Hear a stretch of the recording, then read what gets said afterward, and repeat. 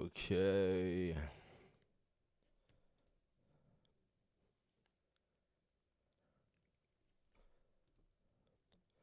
What's up, everybody?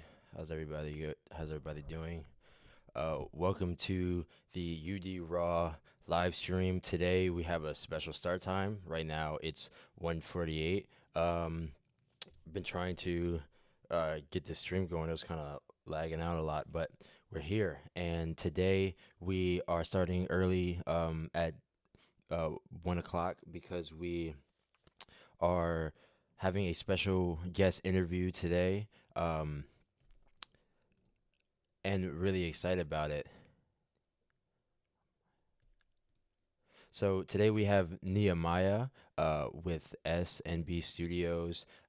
He makes content. He's also an artist, but he also makes content where he shows independent artists how to grow their career, how to really just build themselves and really just make a career out of their passion and make a career out of as an independent artist. And that's so significant and substantial because as independent artists, that's very necessary to be able to just have the knowledge and the ability to learn how to be able to grow yourself as an artist. So I wanted to talk to him today. I'm gonna add him on to this Zoom. It's gonna be a Zoom interview, and I wanted to be able to talk to him so that we can have the artists who are in our community, because there's so many independent creative artists who are in our community who we're trying to help grow with underground developmental, and a huge part of development is the education process and just learning how you can grow yourself as an artist, learning how you can make a career out of it, how to grow a fan base, different tips and different ideas on how, as an artist, you can actually make your content and make your promotion in different ways where you could push yourself and create an independent career for yourself. So I wanted to utilize this platform with the UD Raw live streams to implement different people who work in the industry, people who work in the music industry, people who work in the music business, people who help people with their promotion, with their content to push themselves out and to grow their music. So just different help in those aspects so that we can learn and we can have the creatives have more ability to learn how to grow themselves as creatives. Um, and that's why it's very powerful to have this, because something that we're very prominent within with being at in New Jersey is it's really having events in your home state. It's really a a platform where the majority of the people who connect with you are from that same area. But with the live stream, with the Zoom call interviews on here, we can interview and connect with different artists from different places, different areas. And Nehemiah is actually from Atlanta, as well as the studio SMB Studios that he's affiliated with is also from Atlanta as well. So um, very excited to get into this interview. I'm going to be taking a picture right now for the Instagram just to show everybody that we're on the live stream right now. It's a very exciting time. But yes, if you guys are in here right now, let me know how you guys are feeling. Let me know also. So the interview with him is gonna start at 2 o'clock. It's 1:52 right now, but let me know if you guys have any questions. I would love to hear you guys' questions and insight and input on what you would want to ask from Nehemiah. Uh, he has a big following with his brand, with his studio brand, and with his own brand as well as an artist. And he's very self sufficient in the sense of helping himself grow, like building himself up to grow, like making his own content. So it's a lot of things, it's a lot of experience that he has, as well as a big platform. So any questions that you guys have for Nehemiah, please put it in a chat so that we can ask him. I'm posting right now that we're on live.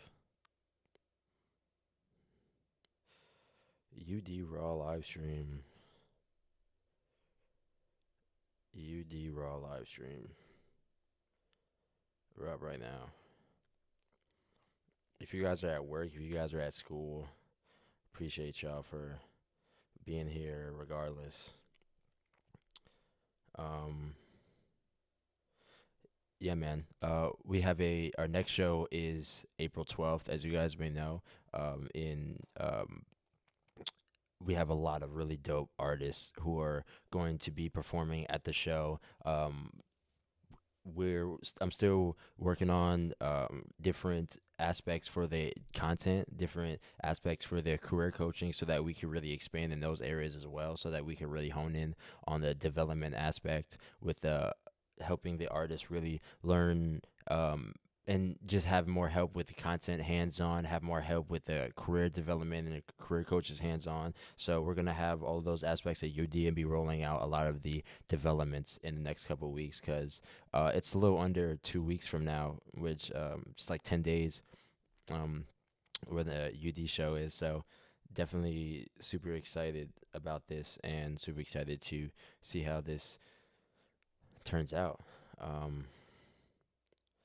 Make sure you guys get your tickets right now. The tickets are on sale right now for UD 38th Underground Developmental Show. Ever since this whole week, I've been telling people we're having a 38th show. And every time I say like it's a 38th show, everybody's like, oh my God, 38 shows. It has been a lot of shows. I'm like numb to the statistics at this point. Sticker text. Oh, okay. UD Raw Live Stream.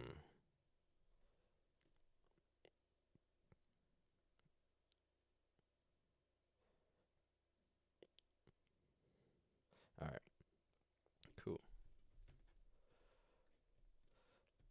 But yes, as I was saying, um, we're about to have our guest pull up in here in a couple of minutes to get this interview started. This is the first interview that we're having with as I like to call like an industry professional, somebody who helps people helps artists who are indie artists just learn how to support themselves, learn how to create content, learn how to track their content, learn how to track their music and build their music and really grow. So I really want to just have this just for you guys as artists to be able to directly connect with bigger people on social media, teaching people how to grow and actually have traction with it as well. Because I've been watching this person's content for a minute. I've been really fucking with it and like taking advice and taking tips. So just to be able to speak to him directly and interview, hear his story and hear his insight on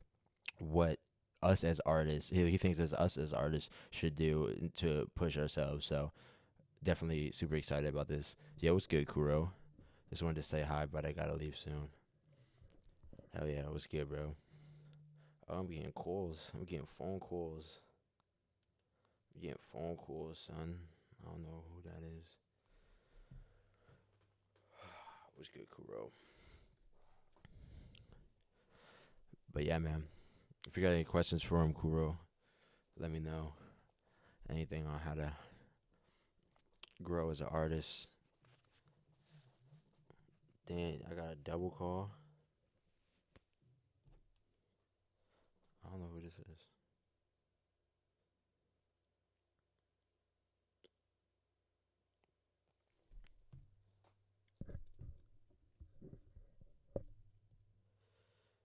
But yes, I need you guys to let me go some questions that we could have for the Zoom call. I'm about to get this prepared right now. Oh.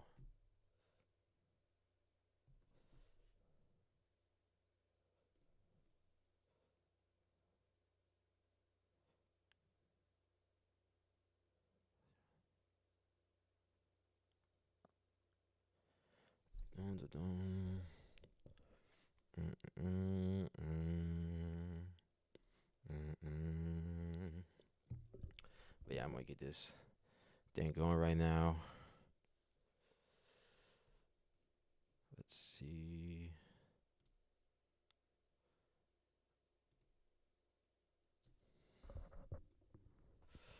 All right, we're getting this Zoom call situated. Here we are. Once more, let me know questions you guys may have for Nehemiah. Let me know any questions you guys may have for Nehemiah. We're gonna get him on here right now for this interview.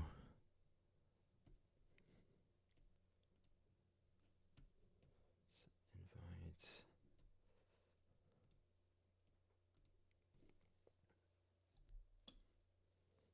I'm excited. Um, but yes, we're gonna have more interviews like this as well with different um,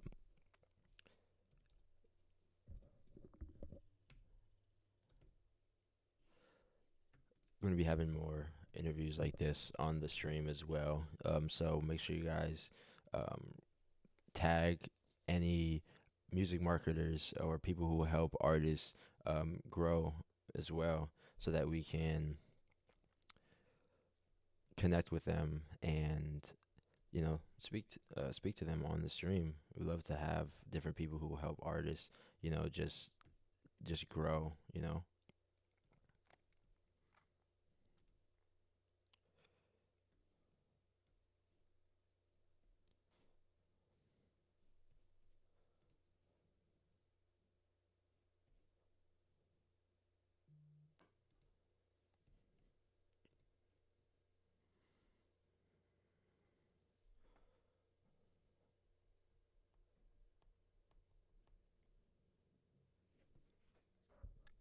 Hey, what's going on?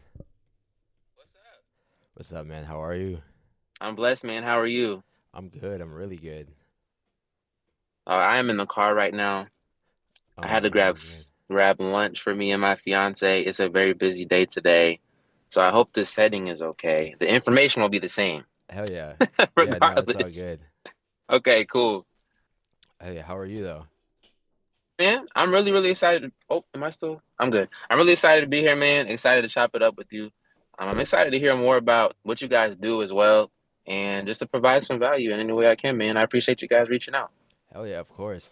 Yeah, I've personally been seeing your content for a while and just taking like advice and tips from the things that you've been saying, and definitely wanted to definitely been implementing the things within my career as well, because just a little bit about what UD is. It's a essentially it's a artist development series that I started because I'm an artist and I never felt that it was enough development or like platforms to help artists like grow and get to a bigger standpoint. So I wanted to start that and started underground development so with that, and do different things, not just performances, but different elements, like say like with content and just like helping like with the branding and marketing with the artist to actually learn those elements. And that's why a big reason I wanted to have like people like you who help artists just learn how to actually grow themselves um,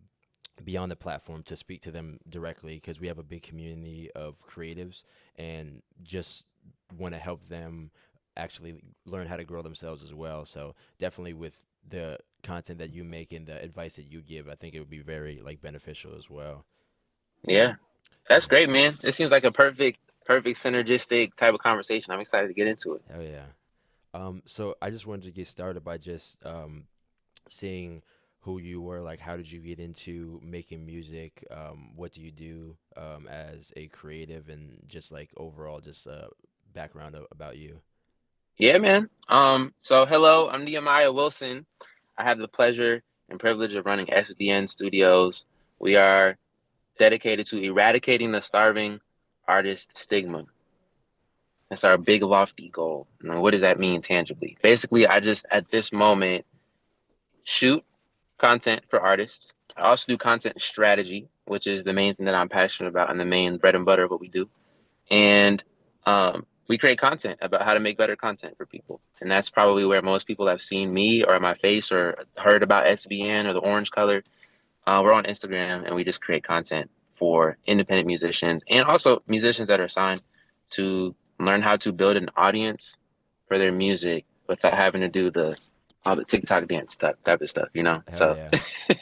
Yeah, no, Yeah, that's definitely a big thing because a lot of creatives don't want to like get into the like I feel like are shied away with the content because they don't want to make things that they feel like are like cringy or like don't want to make like be like a TikTok artist or whatever. So I think that definitely shies it away. But I like how you put in your content that um like you make the content how you like it and you make it how it doesn't make you feel like oh you know you wish you didn't make it or whatever. So I like how you make it in your way with your stuff as well. I appreciate that. Oh, yeah. Yeah, and just to get into the music part as well, I've been making music since college, just on and off as a hobby.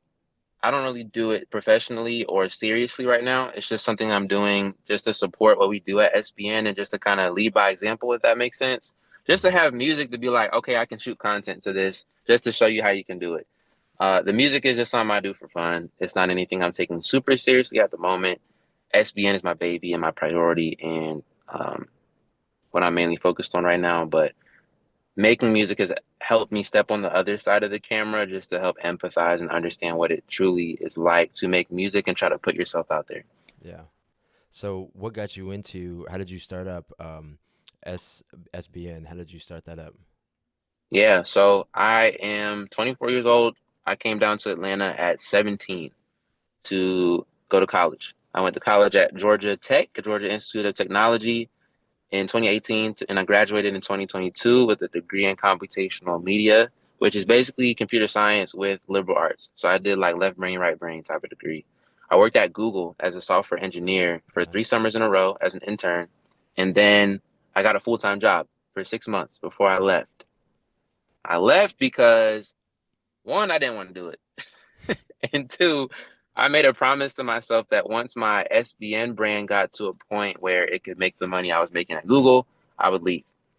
Hmm. So that moment came in 2022, the end of 2022, when I worked with Foggy Raw. He's an artist. He's a poet.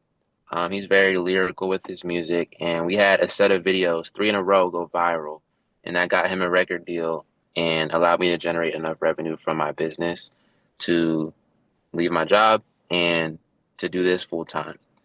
And from college until that point of going viral, I had been running around Atlanta, taking photos at whatever music event I could, taking photos of my friends on campus, of my fiance or girlfriend at the time, just really enjoying the craft of creating visual art. And I never thought that it would turn into what it is now. I could never envision that it would be this. But since a kid, before I even believed in myself, I always saw something of a career in the creative space from when I was a kid. So it just kind of built from a hobby to something I got paid for here and there to something I started taking really seriously and growing to my full-time job. Nice. So what came? Did the videography came before the you making music? Yeah, it did. And I think just naturally being around musicians, I just have that personality where it's like, I could do that too. Yeah. I don't know what it is about me. I think it's ego, and I'm trying to work through that because it's actually working to my detriment now of making me spread myself too thin. I've been really trying to hone in on what I'm really good at and what I feel like God has gifted me to do, which is the content, visual art, storytelling type of stuff right now. Hmm. But I just naturally have a knack for wanting to learn stuff that interests me. I've always been like that as a kid. And music, just naturally being around it, I just wanted to try it. And I tried it and enjoyed it and just have been doing it since. Yeah. Yeah, that's dope. I feel like a lot of people who work around music always end up kind of trying to make it or like work like in it in some kind of way, for sure. Yeah. Absolutely. Um, how is the how is that transformation of going from the actually getting from behind the camera to in front of the camera? It was uncomfortable. I'm not gonna lie. It was uncomfortable at first, but I had always been in front of the camera before I started making music. I've been making videos on the internet for 10 years. I made Minecraft videos as a kid. Mm. I was homeschooled in the suburbs, so everybody was playing Minecraft and Roblox and all that. I was a super nerd. I just loved being in the house on my computer, doing whatever on my computer. And I was making Minecraft videos and I was shooting them, editing them, posting them on YouTube. And then when I got a little bit older, I did more vlog style type content talking about my faith as a Christian and just like doubts I was having and stuff that wasn't making sense, which was kind of it wasn't controversial, but it was very honest for someone who went to church and was talking about how I didn't believe it, and I was just trying to figure it out. Mm. So I was used to like being vulnerable in front of a camera from an early age, and then when I got to the music part of it, that's when it really started to get uncomfortable because I was doing something I wasn't as secure in. Like I was used to talking about myself. Sorry, I'm outside right now. I don't know if you heard that. That's okay. Um, Used to being vulnerable in front of the camera, talking about my life, but when it came to music and something I wasn't good at, trying to do that and be good at it in public was very uncomfortable. Mm. So I just, started like all of us, I'm sure have started trying to figure out content, just setting the camera up and performing your song and posting it. And that's what I did in college. I started with doing rap challenges or like open verses, and I would post those. And then I started doing original stuff. And just from there, I just got more comfortable doing it. But it was very uncomfortable at first. It still is uncomfortable in a lot of ways because I don't think I've got my reps in. I definitely haven't got my 10,000 hours in. But yeah, that's kind of been an experience of transitioning between. Yeah, that's cool. Yeah, that's cool to transition from like behind to in front of the camera. So, do you feel like the behind the camera is where the like the true passion like really lies from within you? Yeah, if I'm being honest, I really enjoy being behind the camera. I don't know what it is, but I just love the problem solving. Like it all feels like a game. Growing up, I played a lot of video games as a kid, and just that satisfaction of pushing forward toward a goal and working really hard and trying to solve problems within the game is a very satisfying process to me, more so than like I think artistic expression, if that makes sense. Mm. So I get more of that on this back side of the camera than I do on the front. The front is cool because I get to tell my story and have people relate to what I've been through and kind of encourage people and help them through what they've been through. But I think where I get my real sense of fulfillment from is that problem solving that comes from, okay, this artist got 0 followers or has 1,000 followers. How do we take them to 10,000 to 50,000 through content? And that's just such a fun process for me. Yeah, that's dope. What's where did you first start seeing traction when you were building because I know you say you were working with another artist as well, and you that's when you were able to stop working a regular job and start doing that full time, the actual artistry career. So when did you start seeing traction to where you could get to the point where you could do that full time? Yeah. I want to preface this by saying it took 7 years to go viral. So I want to make that very clear because people always say it takes, I don't know, 10 years to become an overnight success. That was my story. I didn't just happen to stumble across a viral video, but I also wasn't looking for it. That's also important. It's not like it took me 7 years to figure out the formula to going viral. I still don't think that there's a definitive formula. There are things that you can follow to increase your chances, and I'd like to share some of those things today because I think they'd be very helpful. Absolutely. But it took me 7 years of creating videos on the internet to get to the point of having that viral moment with Foggy Raw. Mm. But that moment, it was the breaking point that allowed me to say, okay, let me take the leap and do this full time and figure it out. And that gave me enough financial runway to pay my bills, to get the business to a point where I could have a client base that's regular enough to, cover my overhead so I can save every month and all that stuff. Um, so yeah, that's the quick version. We can get into whatever you'd like to, but Yeah, what were you what did you do with you said it was called Foggy Raw? yeah, that's the artist name. Oh, that's the artist name. Okay, okay. So, what did you guys do that was different from what you were doing previously in the last 7 years that made it take off? Yeah, great question. People ask me this all the time because that's probably our best work. Well, I don't want to say our best work, but definitely our most viral work to date. The thing that I really think took that video from being, you know, another video that people just scrolled past to being one of the most popular videos that people still will come up to me in certain spaces and be like, bro, that video is the hook, Mhm. the retention, and the payoff.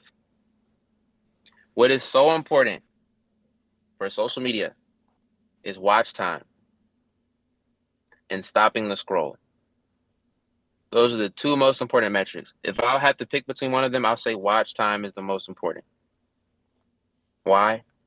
Because these platforms make money from our attention. And they're going to push creators that are good at grabbing and holding people's attention. That's fundamentally what every artist needs to understand. Shadow banning doesn't exist. Being Instagram jail doesn't exist. If you're not growing, your content just sucks. That's the harsh truth. My content sucked until 2 weeks ago. I'm not going to lie. There are some things that I've had that have popped off, like our 444 formula for creating content. That's one of our, I think, our most successful videos on the Instagram page. But all the other ones get like just a few thousand views, which is low for us. And once I started getting serious about hooking people's attention, holding it, and satisfying them at the end, that's when our videos really started to take off. So the last 3 videos that have gone up on our page have done probably 10 times the views because I've implemented this stuff, and it's possible for every artist. So how does that work with artists? That works for like people that are making content and teaching people stuff, but how do we apply that to artists themselves? So Foggy Raw with the Waffle House video, I don't know if you've seen that, but it's basically a video where there's a dark-skinned dude in a Waffle House, and the first line is, "Could we go back to being friends after we have dated?" So hearing that is an audio hook, an auditory hook, or a verbal hook, we can say. The visual hook is, it's a dark-skinned dude. He's pretty good looking, according to the comments. And that wasn't no shade. That was no shade. That is what people are saying in the comments. And the color grade is very, very warm. So it's very inviting. We're also paying homage to Alicia Keys' "You Don't Know My Name," that song. He sampled that song and wrote a verse over it. And we shot it in a Waffle House because the original music video was shot in a diner. So all these things are working together to pull people in and be like, oh, this feels familiar. It feels nostalgic, but it's new. So we have that verbal hook. We have the visual hook. There's no textual hook because there's nothing on the screen. It's just a video. But that draws people in to be like, oh, what's going on here? Let me see what's about to happen.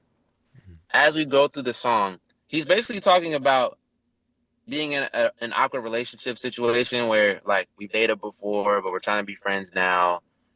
We've been intimate, and he's describing these things. So it's very relatable from a relationship standpoint.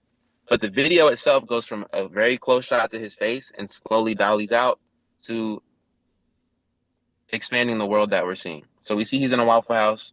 There's people in the back working on the grill. But we see that as we zoom out, he's performing this verse as he's supposed to be taking these people order in front of him. Mm-hmm. There's a guy and a girl sitting at a table. They're clearly on a date. But the guy, Foggy Raw, the artist, is talking to the girl the whole time over the shoulder of her date. So he's basically spitting game to this girl through the song over the guy's shoulder, being mad disrespectful. Mm-hmm. So the whole time, the guy is not seeing any of this.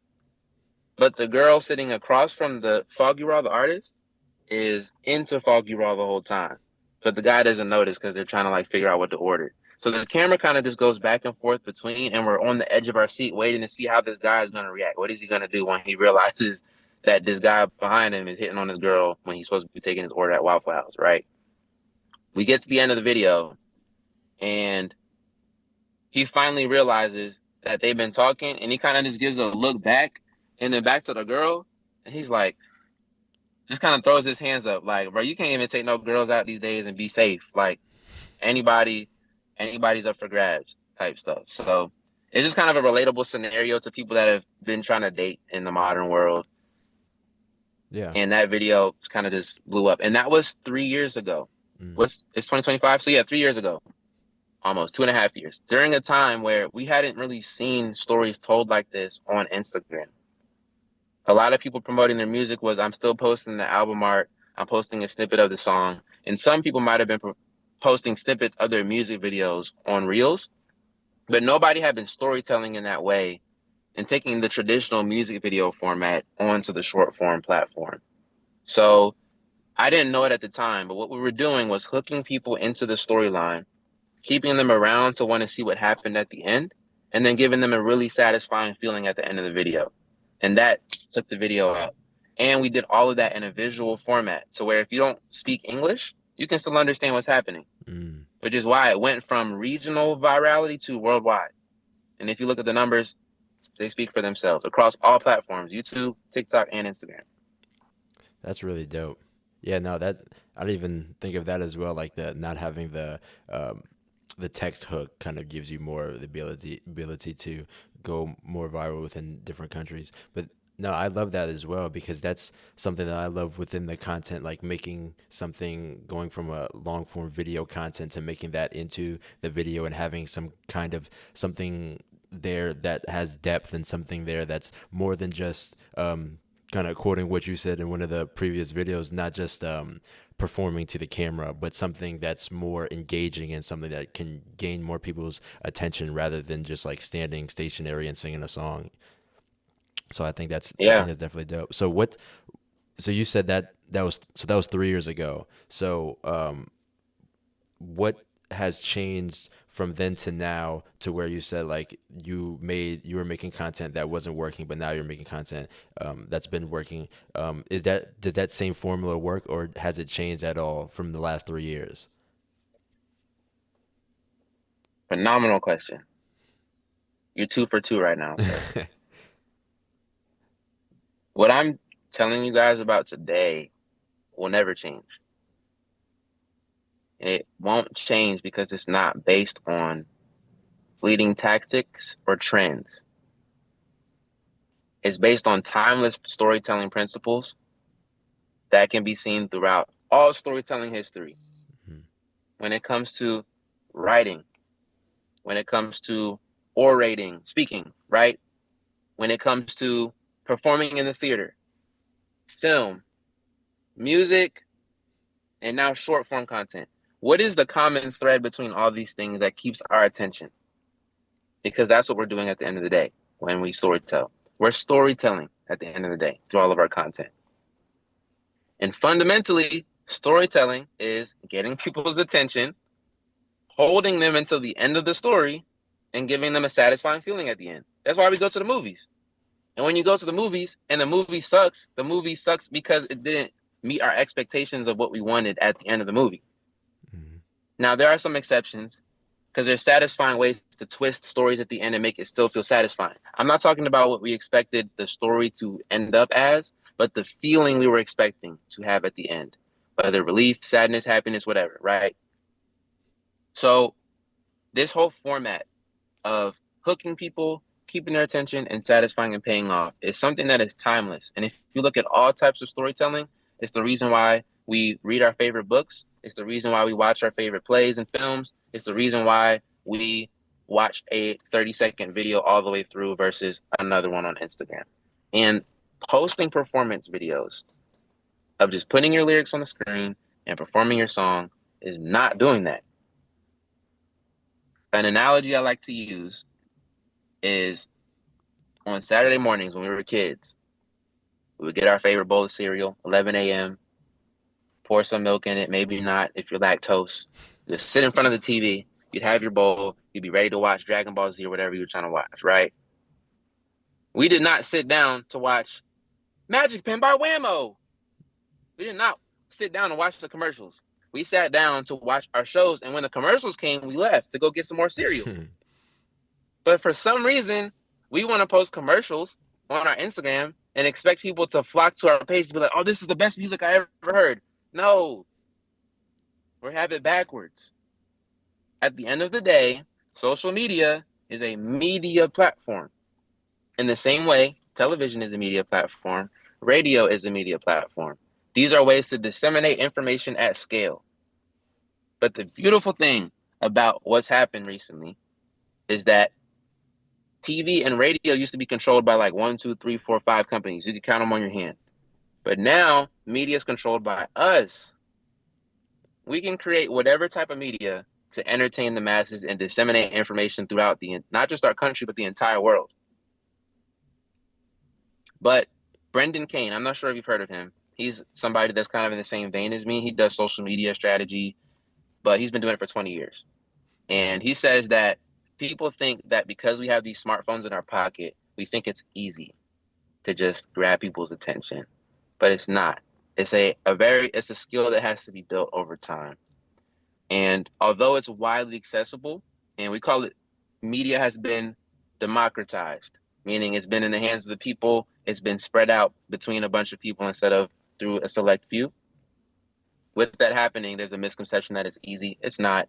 You have to learn certain skill sets and stuff, which part of that is what I was just sharing with you guys today. Hook, retain, and reward. That's part of that. But all of that together, we have the power in our hands as independent artists and musicians or creatives to create a whole media platform and hold people's attention and to create a life we can only dream of. But we have to understand what the underlying principles are, not the tactics and the trends. Yeah. So what I've done over the past few years has been by accident because I didn't really understand what I was doing. But now I'm able to explain to you why that Foggy Raw video went so viral because I understand the underlying principles and I can point to it and be like, oh, this is definitely why. And then I can point to other stuff that we did and be like, that's why that didn't. Mm-hmm. So long-winded answer, but I hope that answers your question. No, absolutely. That was a great answer. That was a great answer. Yeah, and that's something that I think about a lot is that I love that the time we're in now, like it's a lot of power to the independent creatives because we can essentially go viral and like really build a fan base with free content with like so many different resources that we have. So within doing underground developmental, we've grown a very genuine community of artists and creatives who are really artistic and really love their art and kind of get turned off by how certain artists on social media and TikTok will make content that's generic or cringy or make them not want to post on there and be like a quote unquote like a TikTok artist, or they think they have to do like a dance in order to get some kind of virality or something. So Mm. how how can you create content that's not something to where you're going to want to delete it later? Yeah, I love this question. That's a great question. 3 for 3. I try. So I'm going to be honest. I don't have a definitive answer to this, but I think I can share some anecdotes that will be helpful and encouraging because Mm, that's my goal right now to in answering this question. Because, and I'll tell you why that's the reason. Everyone's situation is different and every person is different. So the type of content I make on the SBN Studios page might be very cringy to you because we're not the same person. And that's totally okay. What's important is that we're not trying to change the type of person or the type of, we'll say, messaging that you have as an artist. We're trying to change the way that it's packaged.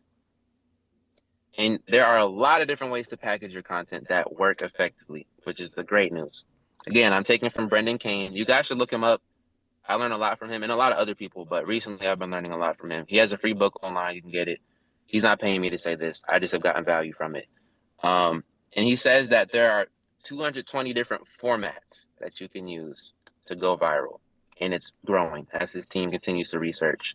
And he says that to people to make sure that they're encouraged to know that there are a lot of different types of formats you can use to go viral. It's not to say you should try all 220 and use all 220, but there are way different ways to go viral that people are using every day, and you just have to find the one that works for you. So that's a very general answer to the question. For musicians specifically, there are a lot of different ways to create content, but I can guarantee you, if you have no hook in your video, nobody is listening to your verse, no matter how fire it is, I promise you. And some people think because some people post verses and they go viral that, oh, I just got to keep doing it until it works. No, your verse has to be absolutely crazy for it to go viral. If we're being honest, everybody's music is not there yet, and that's fine. But you don't have to wait until your music is there to start building an audience. The whole point is what story are we telling around your entire brand and this one piece of content? If you want to think of it as in movies, because all of us watch movies, you can think of your entire brand as the entire narrative of the movie. Think of each piece of content as a different scene in the entire movie. Each scene needs to take us to the progression of what your whole brand is. Where are we going as a brand? Where is this movie going? When you in the first 30 minutes of the movie, you should kind of understand how the movie is supposed to end or where it's going and what to expect at the end. That's what your brand needs to do. And then each scene takes us closer and closer to that. So as you're creating content, think about what scene is this content referring to, and how in this scene can I rope somebody in to tell a sub story in there. So let me see if I can give a specific example. I was homeschooled until ninth grade. That's a fact. And I'll share a bad example of a piece of content that I've done for myself. And it worked better than the other stuff I was posting, but I'll share an example of how this could have performed better, and maybe I should try it just to give you guys definitive results. But I was homeschooled. I put a POV caption, right? POV caption on the screen. And I said, POV homeschoolers figured out how to make music. And it was an iPhone video of me making the song, and then it cut to a video of me performing the song. So a short form piece of content with the lyrics on the screen. That did better than other pieces of content that I have posted of me just performing my song, because there's context around that piece of content. It's not just me performing my song to the camera. I put a little clip on the front end just to give some context to people who have no idea who I am, no idea what my music is about, and don't care about who I am. Because, fact, people don't care about who you are. People don't care about your music until you give them a reason to. Mm-hmm. So adding that little piece on the beginning of why people should care about your music or who you are will make them want to listen. Now, this was not a great example because it doesn't tell an overall story of like why people should care about like homeschooling, music, and all that type of stuff. The song wasn't about homeschooling. It was just a way to get people to listen. And the natural question that comes up is like, oh, how does homeschool music sound like? Mm-hmm. you know? And Yeah. that makes you want to listen to the verse. And you listen to the verse, you're like, oh, this is kind of cool. So that's one tangible thing that you guys can do. Mm-hmm. Think about what is going to make this person watch this video to the end. Even if you're going to post a performance clip, put something on the beginning that's going to make the question rise, oh, I got to see this to the end. How's this going to end? Whatever that is. If you cannot answer that question from the first 3 seconds of your video, you're wasting your time. Yeah. Yeah, I think that's absolutely true as well, including like with my experience as well. Like definitely the piece of content that have hooks and give context and a reason to watch it rather than just like listen to my song or like watch this just because is just creates people to scroll away. So actually hooking them into the content and like keeping them there is really essential. And I like the example of the film example of having like scenes as well because I could relate to you in a way that I've always liked being on camera as well because I've always made like short films and I've always like acted and stuff. So just having experience using the camera and like being on camera as well. Um, but that's why I also utilize a lot of like content pieces also, and it's always something that I've always thought about in terms of like shooting the content and like how many I can make as well. And something that I really love that I saw, which one of the first videos I saw from you was the um, video you made where you showed how you shoot different pieces of content in different areas in the same day, and you even like timed yourself. So, can you let the community know a little bit about the? I think it's the four. You said it was a 4 for 4 rule. Mm-hmm. Yeah, yeah. Mm-hmm. Yeah. So I used the 4-4-4 formula, which is a mouthful. I don't know why I named it that. Uh, anyways, so that's a little bit separate, but I'll explain this process. And let me just make sure I understand the question. Are you asking for me to explain that process or explain the content principles behind that video? Oh, yeah. To explain the process to artists who might not be good at being consistent or efficient with their content, or even shooting it in general. Oh yeah, absolutely. Okay, cool. So this is something I developed because I realize people overthink content And a lot of times we just need to learn how to take action to change our lives. That's at least how my life has been changed, is like, what's the next action I can take without having to think too much? So this is going to help you guys. This is how you shoot 15 videos in 15 minutes. And I timed myself. You can go to the page and see. I did it exactly in, I'm not going to tell you, go watch the video. But so you pull up to a location, you need a tripod and a phone. That's it. You don't need anything else. Just your tripod and your iPhone or Android. It doesn't matter.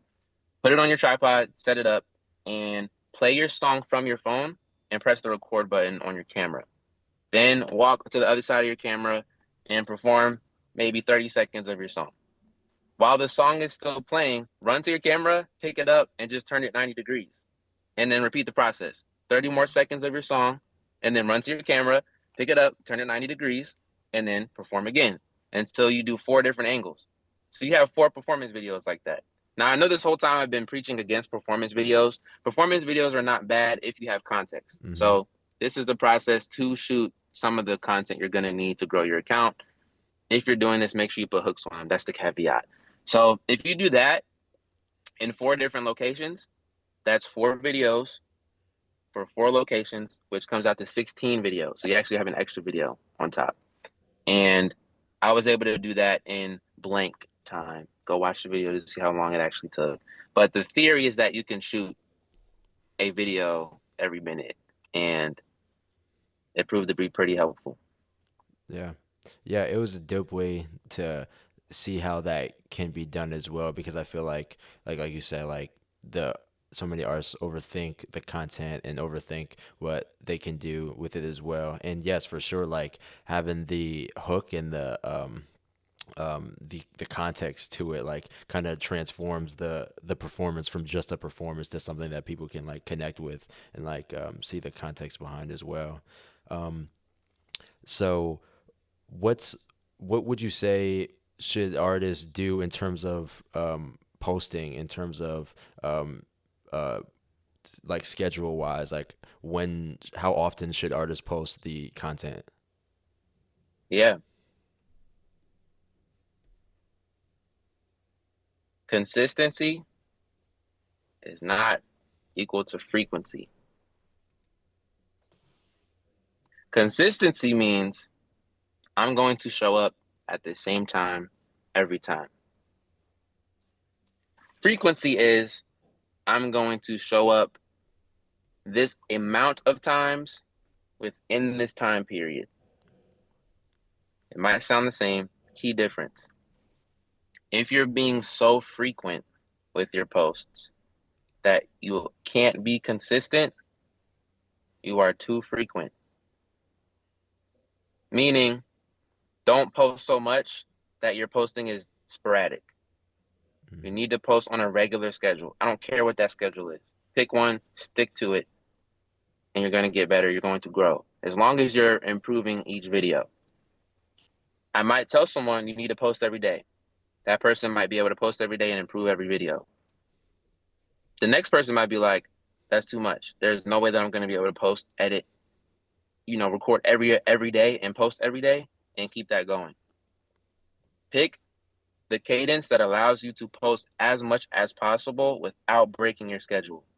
For me right now, and it changes as well. For me on the SBN page, I was doing 3 videos a week, but then I realized those videos kind of suck, and I got better at making videos, following the hook, retain, and reward format. And now I do 1 video a week and get more views than I was when I was doing 3 videos a week. So yeah, it's a balance. There's no right answer. You have to figure out what cadence works the best for you to get the best quality as frequently as possible. Mm-hmm. But don't sacrifice consistency for frequency. Yeah. No, I agree 100% for sure. In terms of working with different artists, what's been something that has been crucial in terms of transforming the artists and like helping them grow? I think an openness to creating effective content. I think for those of you, and I'm going to speak directly to your community if I may. Of course. For those of you who are hesitant to create content, I understand why you're hesitant because you don't want to look like a TikTok dancer or a trend follower. And I completely understand that and empathize with that. It is good to feel that because that means you're a unique artist with a unique identity and you want the world to understand that identity. We need more artists like that because there are a lot of microwave artists out here, a lot of microwave music making what everybody else wants to hear and we're tired of it. So this is actually a great time for people like you. But if you get caught behind not wanting to look like a certain artist or look a certain way, the people that need you will not find you if you're not fitting in the right format. Remember earlier, I said there's 220 different formats. So don't let that feel like you have to fit in a certain box. There's a lot of different boxes to choose from, but you have to pick a box that gives the people what they want, and you'll get what you want. But that doesn't mean you have to compromise who you are and your art. So the artists that I see do the best are the ones that don't compromise what they believe in and don't compromise their art. They just figure out what type of packaging their art needs to fit in to reach the right people. And you have to be open to that process because it oftentimes looks different than what you initially thought it would. Yeah. Yeah, and it oftentimes isn't easier. Like as you said, take like 7 years or like years and years just to like figure out your what you want to do and like your style, your formula as well. So definitely just chipping at that process every different a step every day for sure. Yep. Um, what when you what kind of so you make music videos. I checked out some of the work on the page of like the different music videos that you're doing as well. What's the motivation when you go into making some of the music videos? Like what's the thought process when you create with the artist? Yeah. Okay, cool. Now we can get to the creative. I feel like people will relate to this. I'm done. I'm off my soapbox. I'm done. I'm done pissing people off. Now let's talk the stuff that everybody can understand. So, just for context, before this, I was, or still am a director. I direct music videos Mhm. and content. So I do both. So I understand the long form and the short form thing. And the process is pretty standard. You come up with an idea. I listen to the music and I figure out just what comes to me. I used to think really hard about how to come up with ideas, but I've learned to open myself up to the process and allow just the ideas to come to me instead of me feeling like I have to create them out of nothing. And I think that small and subtle shift helped me come up with better ideas because I Mhm. don't feel like I'm trying to force anything anymore. I just kind of accept the ideas that come to me. And in the beginning, it's a very information gathering phase. Rick Rubin in his book talks about different phases. There's the seed phase, experimentation phase. I'm getting these out of order, but basically it goes from a very chaotic, unorganized part of the spectrum to very concise, very figured out part of the spectrum. And opening myself up to this side has helped a lot. But overall, come up with ideas by listening to the music, write them all down, pick which ones resonate the most. Then I'll pull references. I'll go on Pinterest, Shot Deck, iCandy.com. iCandy has three N's. These are good resources to just find inspiration to visually describe what you have in words. I'll put that together in a treatment or a mood board, and then I'll send that to the artist. And they'll give their feedback and say, hey, I like this. Hey, I don't like this. And we'll go back and forth. Usually they like my ideas. So I guess I'm doing a good job. I don't Mhm. really have a lot of back and forth most times. But I'm always open to that process. I just like being collaborative because it's not just my video. It's also needs to represent their art well. So once we settle on the idea and pre-production, I have a producer as well that works with us and she procures resources and talent and all that stuff. So she'll find all the resources based on the creative part of the treatment. And then we'll set a date. We'll book all the locations and the talent, whatever we need to do. In between that time, I'll put together a shot list. And I've just started to do, I don't know if you've heard of AMD, Mhm. Ari. I just met him yesterday. He was doing a talk and he talked about his process and he does a previs, which is basically an iPhone version of the final product to just see how all the shots fit together. That's something I'm going to start incorporating in my process before we even shoot the video, just to make sure I have all my ducks in a row and I know how the final product is going to come together. After that, we shoot on set. That's the most fun part, as long as we've done all the pre production. which pre-production is usually the most lengthy part because I'm very detail oriented and I want to make sure when we get there on shoot day, everything is the way it needs to be. After we shoot, it goes into editing. I edit, color grade, do all the visual effects and stuff right now. Which visual effects, I don't do anything crazy. I definitely would have to outsource if we did some like lyrical lemonade type stuff, Hmm. which I haven't done yet. But return it to the artist. They'll give me some revisions and some feedback, and then I'll go back and re-edit some stuff, and then we end up with the final product. That's dope. Yeah, I think that's really cool as well that you have a unique perspective because you have the perspective of a videographer as well as an artist also, and that's different creatives that we have in our community because it's not just musicians, we also have videographers and designers and different creatives in that way.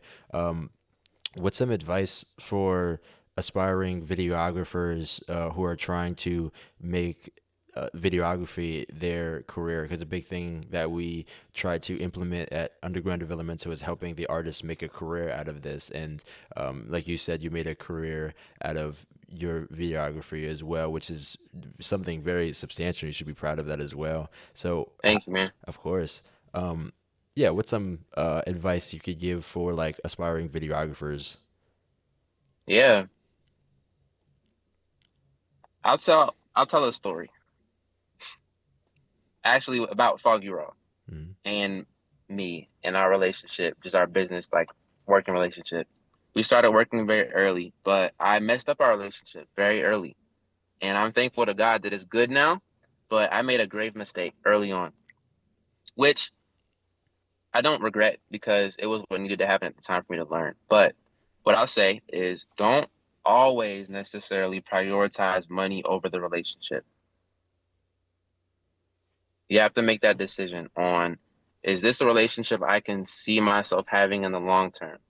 And if so, it's okay to take a hit in the short term to have a long term, lucrative relationship with this person or this business that will bring both of us a lot of money, recognition, success in the future. Something I did very early on was just in an effort to make money and pay my bills, which I understand that's such a hard thing to deal with all the time. But I charge for like every little thing, like a revision, I charge a little bit of extra money for, or like if the shoot took a little bit extra, I'd be like, okay, that's going to be this on top. And you think that that's good business practice when you're first starting out, but it might work to your detriment as far as the relationship piece. And something I wish I would have prioritized more or just been a little bit more privy to early on was thinking about what my decisions now, how they affect the relationship in the long term. We're still good. He and I are great. We're working together. We're good. But that could have been even worse if I had really been super adamant about, nah, I need my extra $50 here, my extra $100, which in the grand scheme is not a lot, but something I think for a lot of videographers, I think is good to think about because a lot of us get screwed over in the beginning. I'm not saying be a doormat, don't get screwed over, but just be flexible when it comes to thinking about not just what you need right now, but think about how the decisions you make now affect the long term. Because a lot of the stuff that I have going on right now are based on relationships and people that recommended me for jobs after a great experience. And a lot of times that is much more valuable than money in the long term. Yeah, absolutely. No, for sure. Yeah, definitely making sure that yeah, that's what I feel like is difficult for a lot of creatives to like taking those hits with not getting the things that you feel like you deserve and the funding and like the fruits of the labors from the effort for sure.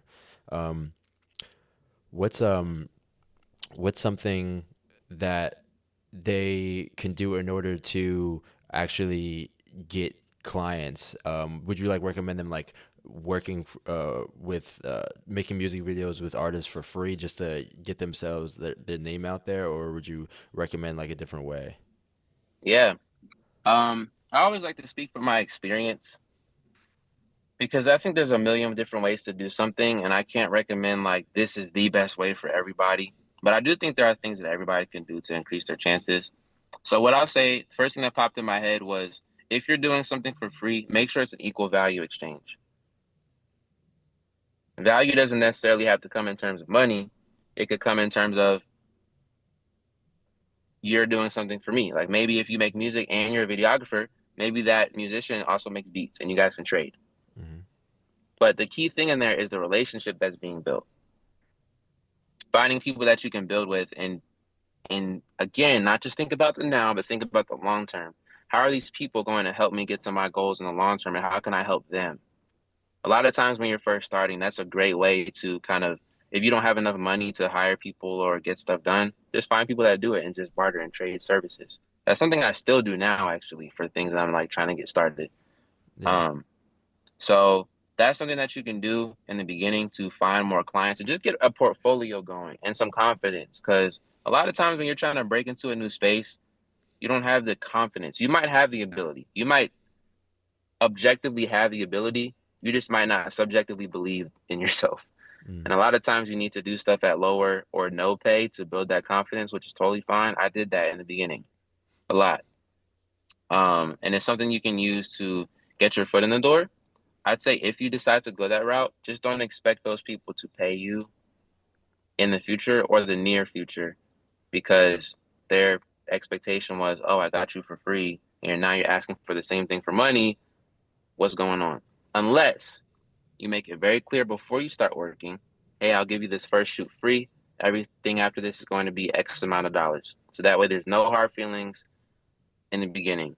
So I think it's a great way to build your confidence, build your portfolio, and to build your network of people in the beginning.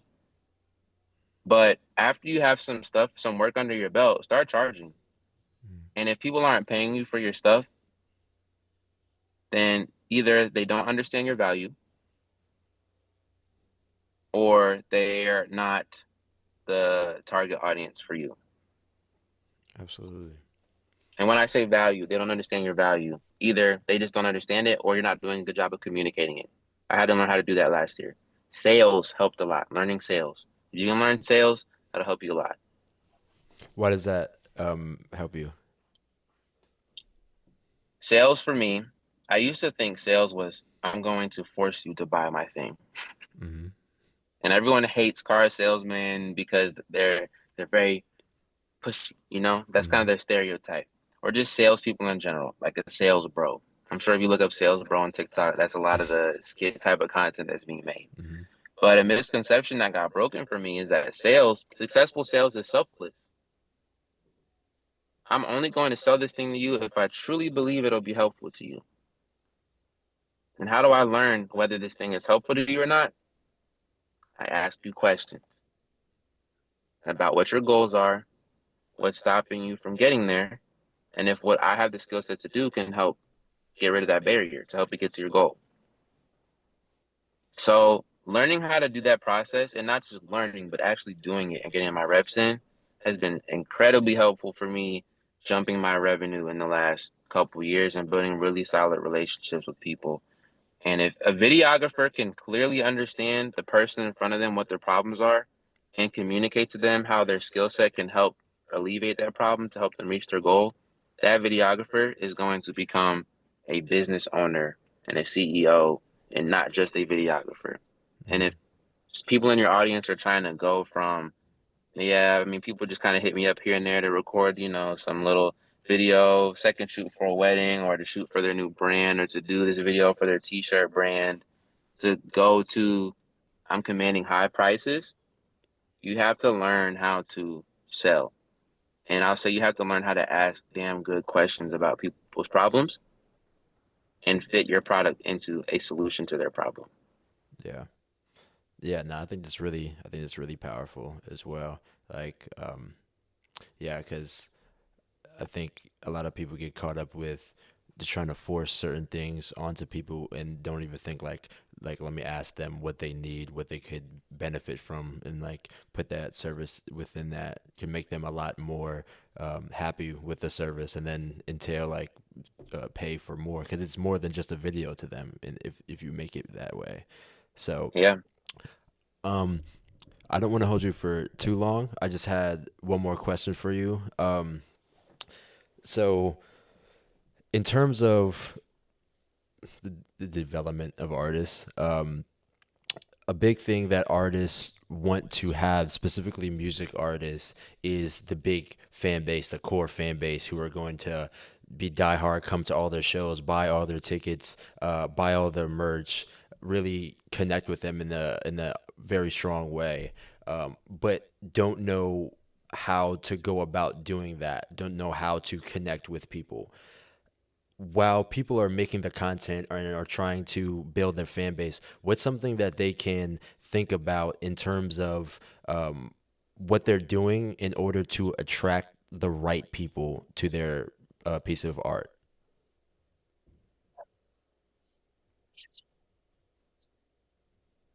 What a great last question. Thank you. What is something that artists who don't have a fan base, nobody knows who they are, Hmm. they might have some friends and family that like their stuff, can do to find their ideal fan base, their cult fan base, their diehard fan base, their Taylor Swift fan base, their Tyler fan base? Hmm. That's the question? Yeah. Okay. As far as I've learned, the best way to do that is to take the thing that you are most afraid of people knowing and to figure out how to tell a story around that relates to other people that feel that same way. That's the action that you can do, or an action that you can do. What is the truth or the principle behind that? It's cliche, but be yourself. I didn't want to say that first because everyone's like, okay, everybody says that. Every successful artist says that, but that doesn't give me anything to do. So I started with the action. Hmm. How did I do this? I talked about my homeschool stuff on my music page. I'm going to let you guys in and I'm going to practice, or I'm going to lead by example by doing it right now. So I told you that I've been homeschooled, but what's underneath that is I've always been ashamed that I've been homeschooled, if I'm being completely honest. I've always felt that other people were way cooler than me because they went to school, they could listen to certain types of music. I grew up in a Christian household and I was homeschooled. So it was very, very strict. So I knew of what was happening in the world, like what people were watching, what people were listening to. I just knew I couldn't watch it. I felt like Squidward in that meme where he's outside or inside the house and looking at SpongeBob and Patrick downstairs. That was me my entire life. And I felt like I was missing out on what real living was, you know? So I always felt like I had to overcompensate and to do the right thing, to be the best I could be, to get people to like me. Like I couldn't just be me. I had to be extra to get people to give me attention and to love me, if that makes sense. Hmm. So being homeschooled represents that entire identity to me in that part of my life. And getting vulnerable about that on my page by I didn't tell that whole story. I just said POV, the homeschooler figured out how to make music. And that's one of the best performing videos on my music page because I took the thing that I was so afraid of telling people about, figured out how to tell a story or a narrative around it, context, and link that up to my music. So Hmm. if you can do that as an artist, you will have, or I promise you, you will command the masses because you are speaking these people's language and you're giving them a soundtrack to the things that they're afraid to talk about. So the better that people can tell their story, the more likely it is for people to relate to you as a person. And Absolutely. content is the vehicle that you use to tell that story, which is why it is so important for you to get serious about hooking, retaining, and rewarding people with your story as an artist. Absolutely. I think this was super valuable. I appreciate you so much for taking the time to speak with me and to speak to the community as well. Can you just give a plug about yourself and like where we could find you and just a little plug on you yourself? Absolutely. You can find me anywhere, SBN studios.co. That is our tag everywhere. And something that would be immediately helpful to you guys. If you hate editing, I hate editing, and I'm a director. I hate it. It's so tedious. But I put together a course last week. It's a mini course. It's $49, and it's going to teach you everything you need to know about how to edit your performance content after it's done. So, like, you did the whole thing that I said earlier: record, turn 90 degrees, record, turn 90 degrees. You got all these videos in your camera roll collecting dust, and you have no idea what to do with them. This mini course is meant to take those to a final product that you can post on your page and feel good about. It's $49, and the first episode, or not the first episode, one of my favorite episodes in there is for free. I just posted the whole thing for free. So I don't know if I can send you a link for people to go to that, Hell but if yeah, you we go could to the tag it. first link, okay, bet. So it'll be in whatever description you guys have, and it's also the link in our bio, the first link in our bio on our Instagram. If you like what you see, buy the course. Nobody's bought it yet, to be completely honest, because I haven't pushed it enough. So this is my effort to do that. But I really believe in what's on there, and it's super high value. You guys will see that from the free lesson on there. So other than that, send me a DM. If you guys have questions, I answer all the DMs. So if you want to ask specific questions about your career, we'd love to help. SBNstudios.co, everywhere. Hell yeah. Yo, thank you so much once again. I appreciate it. Definitely want to stay in contact for sure. And I appreciate it once more. Thank you so much. Thank you for having me. It was a pleasure. Of course, bro. Peace.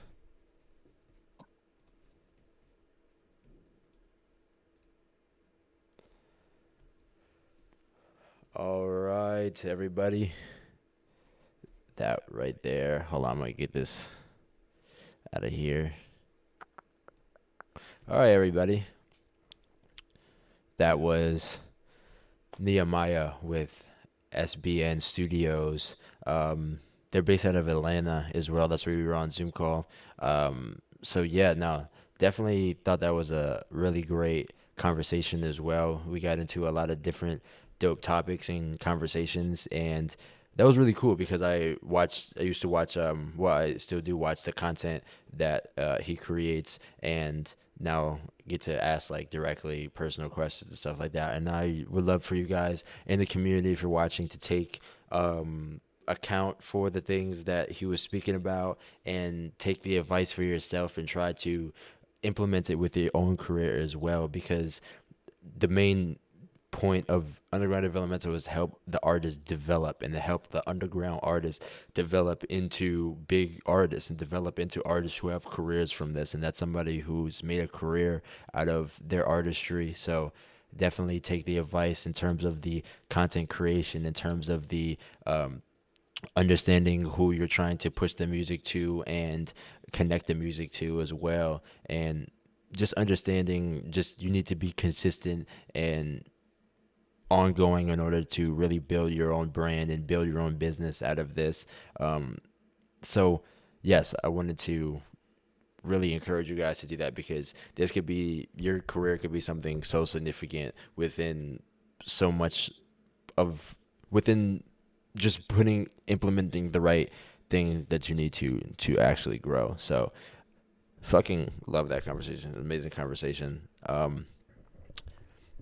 But yes, so I'm going to be doing more of these Raw live stream interviews with different people who teach artists how to grow their career, people who teach artists how to grow and just make a business and make a like a career and a living out of their art and out of their passion. So if you guys want, whoever you guys want me to talk to, make sure y'all tag them on Instagram, so that we can try to, tell them that we want to talk to them. Yeah, man. Thank you guys so much for listening. Thank you guys so much for being a part. I hope you guys gained value out of that. There's so much value. I gained value out of that. I gained value for sure. And I hope you guys gained value as well.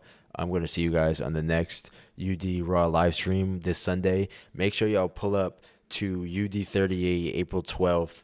It's going to be amazing. It's going to be great. We actually have really big announcements for it soon as well. So make sure that y'all participate and come through and enjoy.